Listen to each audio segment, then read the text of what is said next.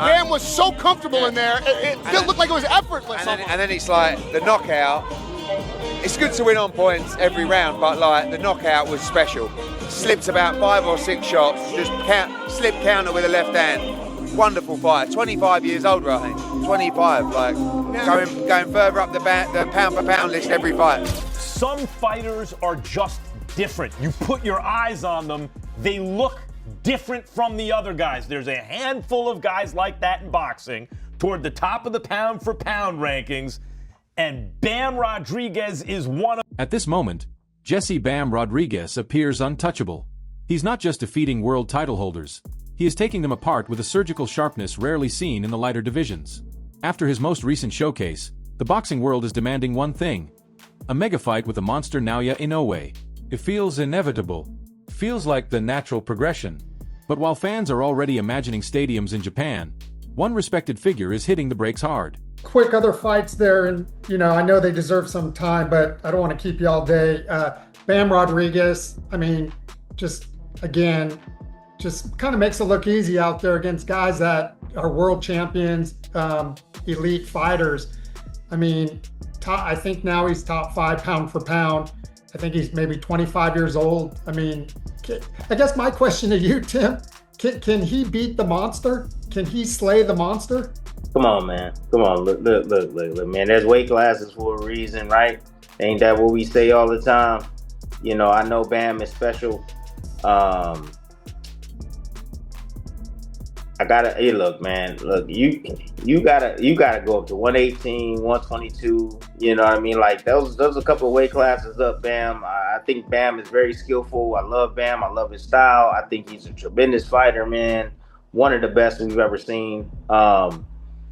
But the monster, I think right now, man, is too mature right now. Tim Bradley, a man who understands exactly what it means to endure in a ring full of elite predators, has issued a brutal caution to Bam Rodriguez. He's not dismissing Bam's ability.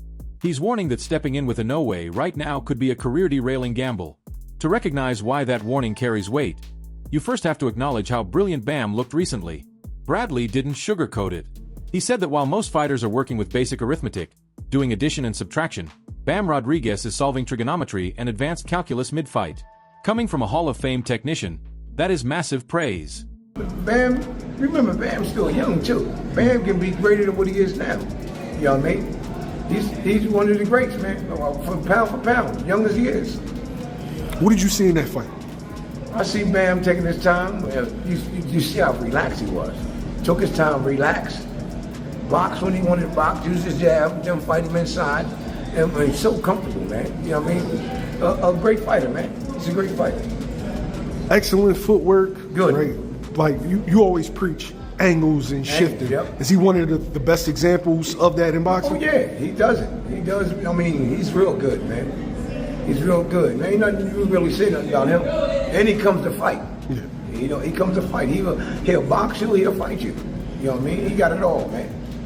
Now, you always critical of dudes that talk too much. At the press conference, the face-off, the guy was doing a lot of rapping, talking about what he was going to. Yep. Bam was real calm. That's what I'm talking about. Are those the guys that you got worried about? Them the guys you worry about, the ones that don't run their mouth and don't say how they say nothing. And Bam is one of them.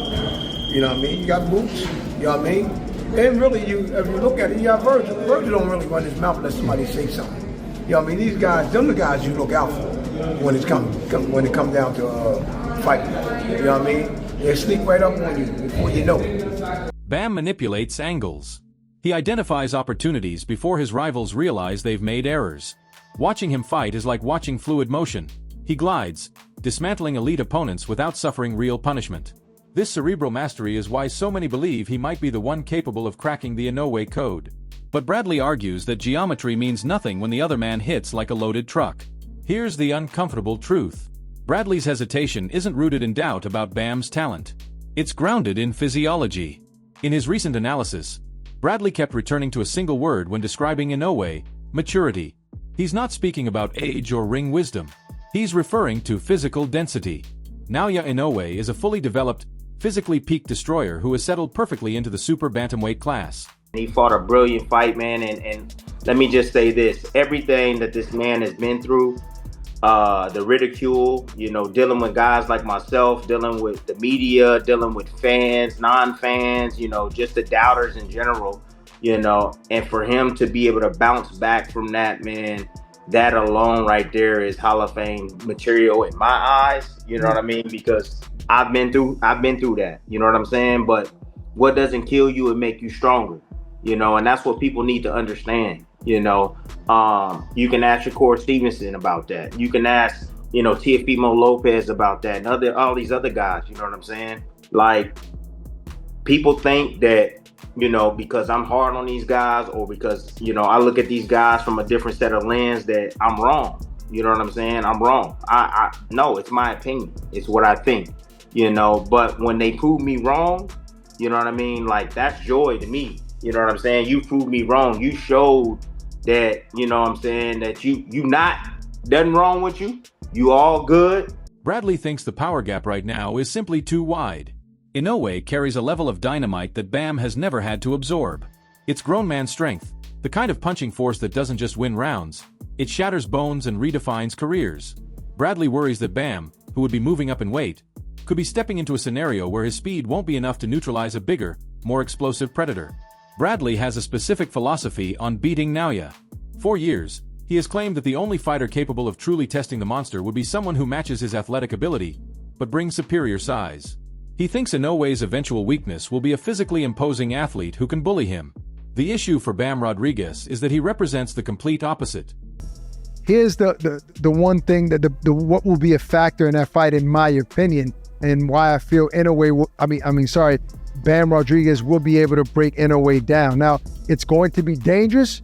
It's not going to be easy. Again, I love Inoue and the way he fights, but styles make fights. I know you guys have heard that a million times, and I just think Bam has the style, and this is how I feel that the fight will play out. I feel Bam will start landing that right jab on Inoue's left eye for the first 4 or 5 rounds. The eye is going to be swollen. He's so powerful with that jab.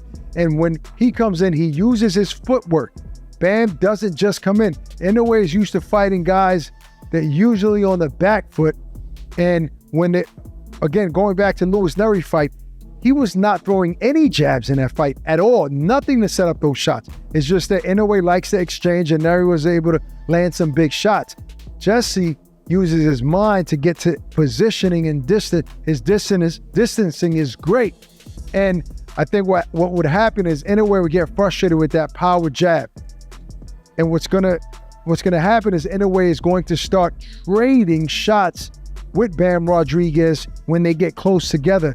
And Bam is so great in the inside pocket at landing that right uppercut and left and right hooks to that left uppercut and right hooks to the body. Now, Inoue is dangerous in those spots, but moving on the back foot, he is not as great as he is moving forward. Bam would be undersized. He would be the one climbing 2 divisions in pursuit of greatness. That setup benefits Inoue perfectly. Bradley predicts that as Inoue rises in weight, he will eventually meet his limit, but Bam isn't that barrier. Bam thrives on agility and angles. Yet facing someone with Inoue's timing and nuclear-grade power, being the smaller man becomes a frightening liability. Bradley suggests Bam needs time to physically develop before he even considers putting his name on that contract. How do you think Bam versus Nakatani would go? Shit, that may be a rough one for Bam. Junto is really a big dude. I'm sorry, he's a super bantamweight right now. I don't give a damn where he's fighting. And he's way too tall and too damn smooth. Bam is a better fighter, but that is a tough hill. I think Inoue knocks out Nakatani. I do. Because Nakatani get there lower, and Inoue, but that's going to be rough for Bam. I would love that fight though, because Bam is probably, he's one of the most complete fighters in the world. When you say complete fighters, he's one. So what's the path forward for Bam? Bradley isn't advising him to avoid the matchup forever. He's laying out a blueprint for longevity. Rather than diving headfirst into the deep waters with the most lethal puncher in the sport, Bradley wants Bam to experiment at 118 or 122 pounds first. He specifically brought up names like Junto Nakatani and other belt holders in those divisions. The reasoning is straightforward. You need first-hand experience taking shots from a genuine bantamweight or super bantamweight before standing across from the elite of the category. If Bam jumps straight from his current division into a showdown with Inoue, the impact of that first clean shot could end the night instantly. Bradley wants Bam to adapt, to condition his body to the physical shock so that when he eventually faces the monster, he isn't processing the weight jump while simultaneously trying to survive a knockout machine. Look, Bam, this is what I want to see Bam do, man. I want to see Bam go up to 118. I want to see him test the waters at 122. But, you know, get in there with a guy like Nakatani, man. Get in there with another guy like yourself. And improve it, right? That's just what it is, improve it. Bam picking up another strap, that's great. You know, this guy that he faced, it was nothing for him. I said he was gonna stop him. I said he's gonna stop him with a body shot that shouldn't go past 7 rounds. You know, this guy, you know, that he faced, Martinez, you know, give him respect, but he's not on Bam's level. Skill-wise, not on Bam's level. He just hit hard. He's a tough guy. Yeah. And that was it. And Bam made it look easy, of course. You know, you're gonna make it look easy because this guy right here, he's over here and he doing, you know, plus and minus in math. You know, Bam over here in trigonometry. And, you know, Bam is doing geometry and you know, algebra 2, and you know, and calculus. You know what I'm saying? He just don't forget calculus. He's on a different level, right? You know what I'm saying, skill wise. So yeah, it's gonna look like that. The fight was boring. The fight was easy. It really didn't test anything other than, you know, his conditioning, Bam's conditioning, because he threw a lot of punches trying to get this guy up out of there, man. And the guy was tough as nails until he found that kill shot, man. And it was just a nice, easy slip, outside slip, and a nice counter right on the money, bro. Of course, fighters don't think like commentators. While Bradley is advocating caution, Bam Rodriguez is demanding combat. Bam has already stated publicly that he's ready to fly to Japan for the matchup. He isn't seeking warm-up fights.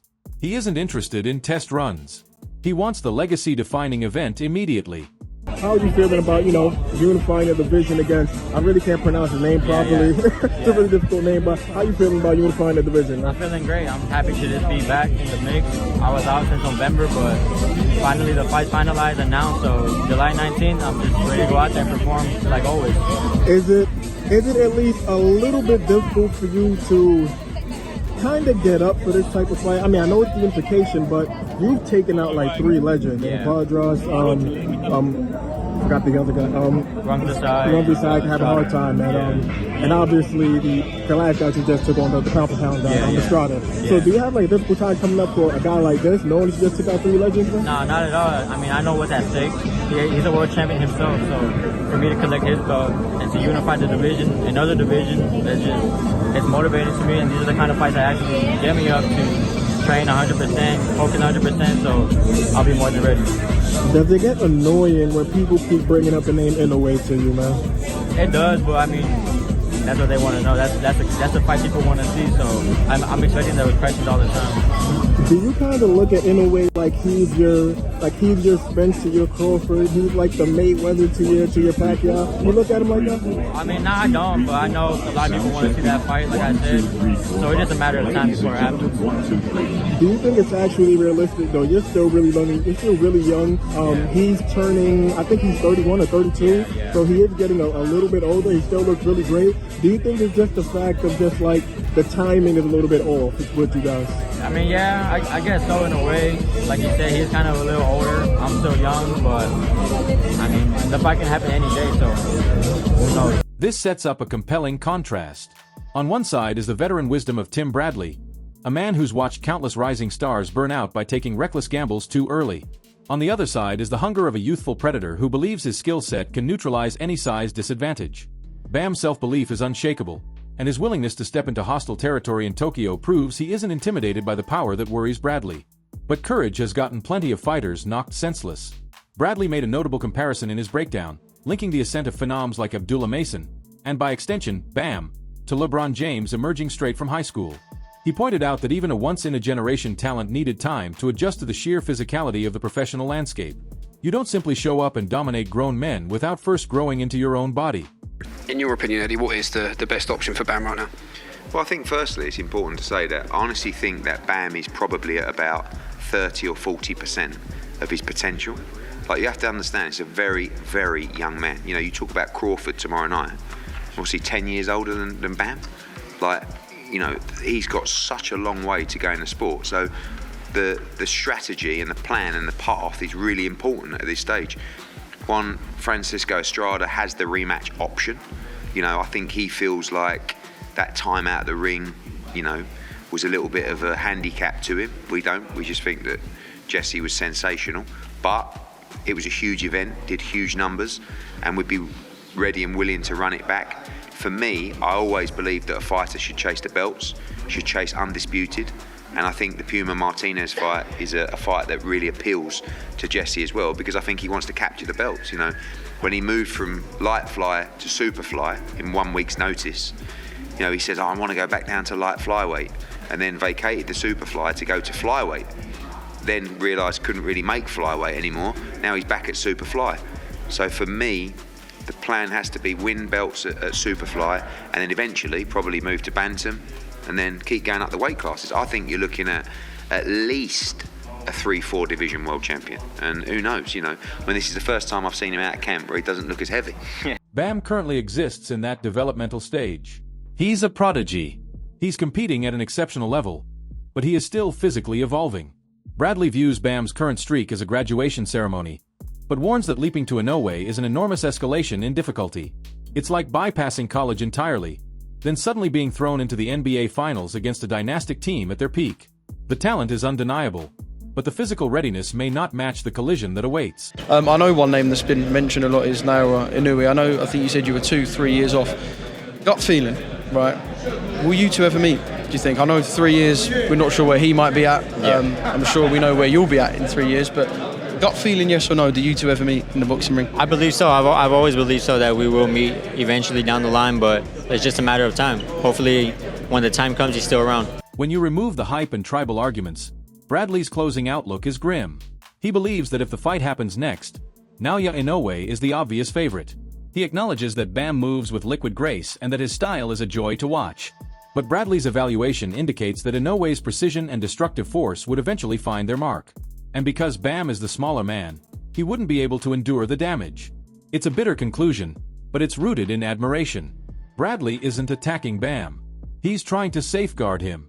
He wants Bam ruling the lighter divisions for years to come, not getting demolished in a blockbuster matchup he wasn't physically prepared for.